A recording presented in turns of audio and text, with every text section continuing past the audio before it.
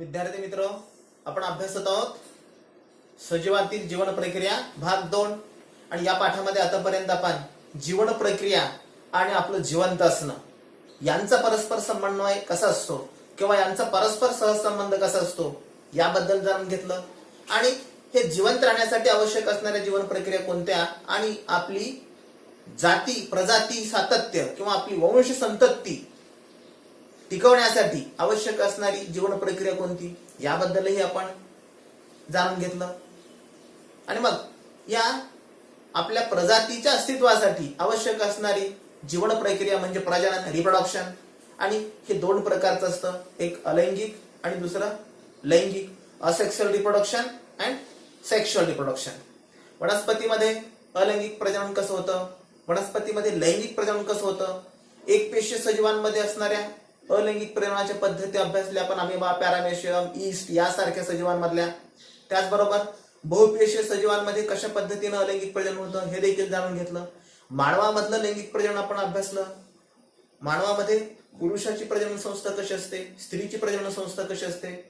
त्याचबरोबर हे प्रजननक्षम होण्यासाठीचा वयाचा कालखंड याचा देखील आपण विचार केला. कोणत्या वयामध्ये योग्य वय लग्नाचं कोणतं, प्रजननक्षम वय कोणतं.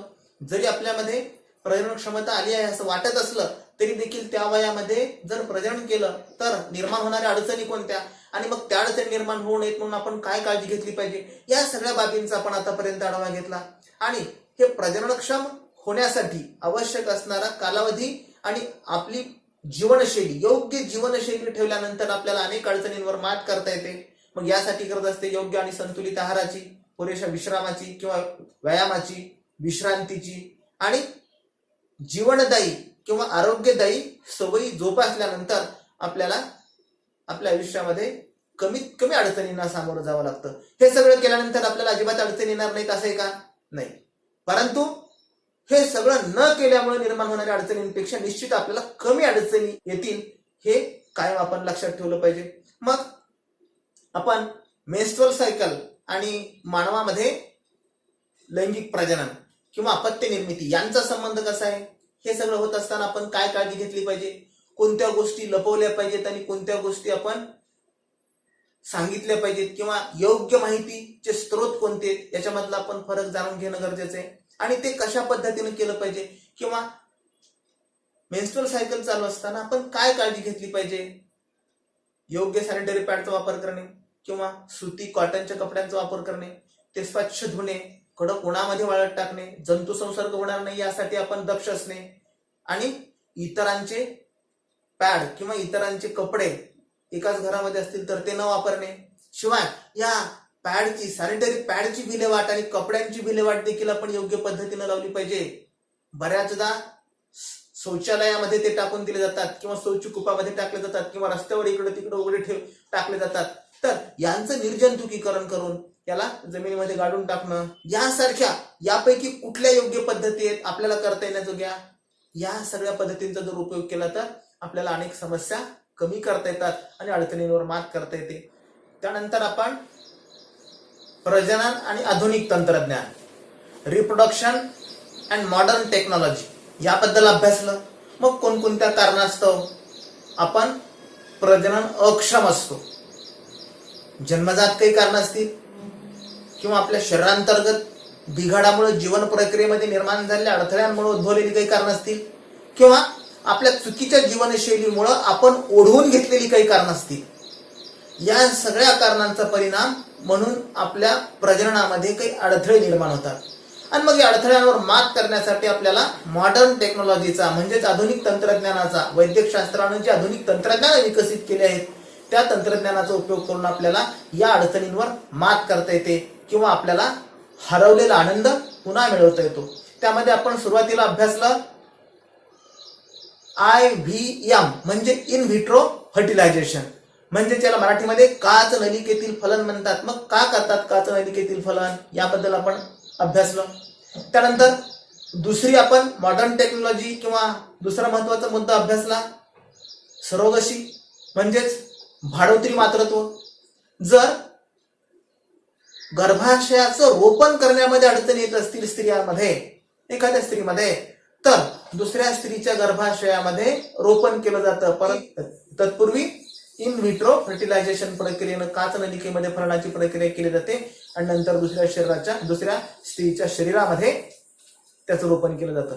त्यानंतर आपण पुढच्या भागामध्ये अभ्यासलं की शुक्र बीजाची निर्मिती जर तिथं अडथळे असतील तर यासाठी वीर्यपेढी नावाची संकल्पना आहे. या वीर्यपेढीमधून देखील आपल्याला शुक्रबीज मिळवता येतात आणि हे मिळवलेले शुक्रबीज यांच्याबद्दल गुपित ठेवलं जातं. ही माहिती इतरांना दिली जात नाही जेणेकरून घेणाऱ्यांना लाज वाटणार नाही. दान, आता दान म्हटल्यानंतर दान कशाला म्हणतात? ज्यानं जे दिलं ते दान. पण कुणाला दान कधी असतं? ज्याच्याकडं जे नाही त्याला ते देणं म्हणजे दान करणं. आणि दानामध्ये महत्वाची गोष्ट एक असते, दात्याचं नाव सांगितलं जात नाही. दान हे गुपित असतं. आता आपण प्रतिष्ठेसाठी दात्यांची नाव लिहितो किंवा दात्या पट्टी अमक्यानं एवढी दिली, सप्त्याची पट्टी पुकारून सांगतो. हा याच्यामध्ये निर्माण झालेला चुकीचा पायंडा किंवा याच्यामध्ये आलेली अनिष्ठता आहे आणि ही अनिष्ठताच आपल्याला अनेकदा अडचणीत आणणारी असते आणि म्हणून या ठिकाणी हे टाळलं जातं. त्यानंतर आता आपल्याला पुढचा मुद्दा अभ्यासायचा आहे, जुळे कधी तयार होतात म्हणजे ट्विन्स. बघा, बऱ्याचदा आपल्या नात्यामध्ये किंवा आपल्या शेजारी किंवा आपल्या घरामध्ये कोणाला तरी एकाच वेळी 2 अपत्य झालेली असतात. मग हे 2 अपत्य होण्यापाठीमागची कारण काय असतात, कशामुळे होतात, असा प्रश्न आपल्या डोक्यामध्ये आला असेल आणि आला असल्यास त्या प्रश्नाचं उत्तर आपल्याला काय मिळालं किंवा आपण कोणत्या माध्यमातून मिळवलं याबद्दल जरा विचार करा आणि आता आपल्याला त्याबद्दल अभ्यासायचे. आता कधी होतात जुळे? जुळे होण्याच्या 2 कंडिशन असतात. एक असतं एक युग्मनजी जुळं आणि दुसरं असतं द्वियुग्मनजी जुळं. एक युग्मनजी जुळं आणि द्वियुग्मनजी जुळं म्हणजे काय? बघा, बऱ्याचदा एक युग्मनजी जुळं का होतं तर अगोदर आपण अभ्यासलेला भाग लक्षात घेणं गरजेचं आहे. गर्भाशयामध्ये गर्भाचं रोपण होण्यापूर्वी शुक्रपेशी आणि अंडपेशी यांचा संयोग व्हावा लागतो. मग यांचा संयोग झाल्यानंतर अंडाशयामध्ये अंडपेशींची निर्मिती होते. अंडनलिकेमधून अंडपेशी गर्भाशयामध्ये येतात आणि शुक्रपेशी गर्भाशयामध्ये आलेले असतात. अंडपेशी आणि शुक्रपेशी यांच्या फलनाची प्रक्रिया अंडनलिकेत होते आणि अंडनलिकेमध्ये फलनाची प्रक्रिया झाल्यानंतर गर्भाचं रोपण गर्भाशयामध्ये होतं आणि गर्भाशयामध्ये रोपण झाल्यानंतर रोपण झाल्यापासून साधारणपणे 8 दिवसाच्या आत आपोआप एक अंडपेशी आणि एक शुक्रपेशी यांचं मिलन झाल्यानंतर तयार झालेलं युग्मनज 8 दिवसाच्या आत त्याचं डिवायडेशन होतं म्हणजे त्याचं विभाजन होतं. आता हे का होतं? याच्या पाठीमागं जी कारणं आहेत ही कारणं गुंतागुंतीची कारणं आहेत किंवा आपल्याला ते अभ्यासक्रमामध्ये नाही आहेत, ते वैद्यकशास्त्रामध्ये निश्चित त्या कारणांचा शोध घेतला जाईल, परंतु अनिश्चित कारण आहेत. मग 8 दिवसाच्या आत जर अशा प्रकारे विभाजन झालं आणि एकाच शुक्रपेशीपासून आणि एकाच अंडपेशीपासून 2 युग्मनज तयार होतात आणि म्हणून हे एकाच शुक्रपेशीपासून झाले, एकाच अंडपेशीपासून झाले, म्हणून याला एक युग्मनजी म्हणतात. आणि अशा परिस्थितीमध्ये जुळं जन्माला येतं. हे कधी व्हायला पाहिजे? 8 दिवसाच्या आत. रोपण झाल्यापासून 8 दिवसाच्या आत होणारी ही प्रक्रिया आहे. आणि इथं तयार झालेलं जुळं, मग हे जुळं कसं असतं? एक युग्मनज असेल तर त्या दोन्ही मुले असतात किंवा दोन्ही मुलंच असतात. शिवाय हे दिसायला कसे असतात? तंतोतंत समान असतात. थोडाफार बदल असतो, परंतु पाहिल्यानंतर हा राम आहे का श्याम आहे हे कळत नाही किंवा ही सीता आहे का गीता आहे हे कळत नाही. आपल्या शाळेमध्ये तक्सीम आणि तस्लीम होत्या. आपल्या शाळेमध्ये लव आणि कुश नावाची मुलं होती. आपल्या शाळेतली उदाहरणे आहेत ही सगळी. आणि शिक्षकांना सुद्धा ते ओळखायला येत नव्हतं बरेच वर्ष. त्यानंतर आणखी एक आपल्या शाळेमध्ये असणारं उदाहरण आहे शिवम आणि सुंदरम. त्यांचा मोठा भाऊ सत्यम, बहिणीचं नाव श्रद्धा. किती छान नाव आहेत सगळी. मग या सगळ्यांचा जर विचार केला तर या परिस्थितीमध्ये ही जुळे जन्माला येतात. हे झालं एक युग्मनजी जुळे. त्याचबरोबर याच्यामध्ये आणखीन एक शक्यता काय? ज्यावेळी हे 8 दिवसाच्या आत झाल्यानंतर अचानक पेशी विभाजनामध्ये काहीतरी बदल होतो आणि हे तयार होतात. त्यानंतर दुसरी परिस्थिती, जर 8 दिवसाच्या नंतर जर असा काही बदल झाला, म्हणजे 8 दिवसाच्या आत पेशी विभाजन झालं तर एक युग्मजीव तयार होतात. आणि 8 दिवसाच्या नंतर जर झाले तरी देखील ते एक युग्मजीव असतात, परंतु हे सायमीज जुळे असतात. सायमीज जुळे म्हणजे काय? कॉन्जाइंड ट्विन म्हणजे कंजाइंड, एकमेकाला कनेक्ट असतात. ते या जुळ्यांमध्ये काही अवयव सामायिक असतात. बघा, एकदा बातमी आली होती, एका दवाखान्यामध्ये 2 बालक एकाला एक चिकटलेली जन्मली. आणि आणखीन आपण कधीतरी हे देखील पाहिलेलं आहे की हे 10 वर्षाचे 12 वर्षाचे होईपर्यंत सोबतच चालत होते, एकाला एक चिकटलेलेच होते. मग हे कधी होतं? जर 8 दिवसाच्या नंतर त्यांच्यामध्ये अशा प्रकारे पेशी विभाजन जर झालं, अचानक पेशी विभाजनामध्ये बदल झाला, तर तिथं सायमिक जुळे तयार होतात किंवा याला कॉन्जाइंड ट्विन म्हणतात. आणि हे तयार झालेले जुळे जर एक युग्मजीव असतील तर ते जनुकीय दृष्ट्या तंतोतंत समान असतात. म्हणजे त्यांच्यामध्ये असणाऱ्या गुणसूत्रांची निर्मिती किंवा त्यांच्यामध्ये असणारे गुणसूत्र हे सारखे असतात. दिसायला देखील त्यांच्यामध्ये बऱ्याच प्रमाणामध्ये साधर्म्य असतं. दोन्ही मुलंच असतात किंवा दोन्ही मुलीच असतात. हे झालं एक युग्मजीव जुळ्याबद्दल. त्यानंतर आता द्वियुग्मजीव जुळे. द्वियुग्मजीव जुळे तयार कधी होतात? त्यासाठी परिस्थिती काय असते? जर आपल्याला माहितीये प्रजनन होण्यासाठी स्त्रीच्या अंडाशयामधून अंडपेशी या अंडनलिकेमध्ये याव्या लागतात.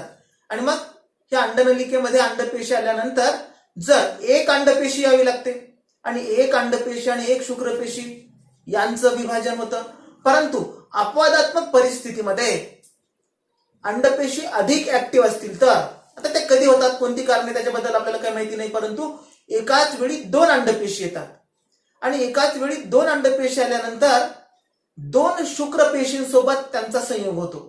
आणि मग 2 अंडपेशी आणि शुक्रपेशी यांचा संयोग झाल्यानंतर 2 वेगवेगळ्या युग्मनजांची निर्मिती होते. 2 वेगवेगळे भ्रूण तयार होतात. आणि मग गर्भाशयामध्ये त्या दोघांचं देखील रोपण होतं. अशा परिस्थितीमध्ये मग या ठिकाणी एक भाऊ आणि एक बहीण असण्याची शक्यता असते, किंवा दोन्ही भाऊ किंवा दोन्ही बहिणी असण्याची शक्यता असते. पण इथं शक्यता कशी आहे? 2 वेगवेगळे होण्याची शक्यता असते. म्हणून मग ज्ञानेश्वर आणि मुक्ताबाई जन्माला येऊ शकतात. जर असं झालं तर ही नाव आहेत जुळ्यांची. हे असंच असतं असं नाही, परंतु असं होतं. आणि मग इथं मात्र हे जनुकीय दृष्ट्या एकमेकांपेक्षा वेगळे असतात, दिसायला सुद्धा एकमेकांपेक्षा वेगळे असतात आणि ते भिन्नलिंगी देखील असतात. जुळ्याबद्दल तुमच्या लक्षात आलं असेल, जुळं कधी आणि कशा पद्धतीने निर्माण होतं, याच्या पाठीमागची कारणं काय असतात. त्याचबरोबर तुम्ही कधीतरी अशी देखील बातमी ऐकली असेल की एखाद्या स्त्रीला एकाच वेळी 2 पेक्षा अधिक अपत्य झाली. मग कधी 4 झाली, 7 झाली, 10 झाली, अशा प्रकारच्या बातम्या येतात. मग यांची नेमकी कारणं काय असतील याच्याबद्दल तुम्ही विचार करा.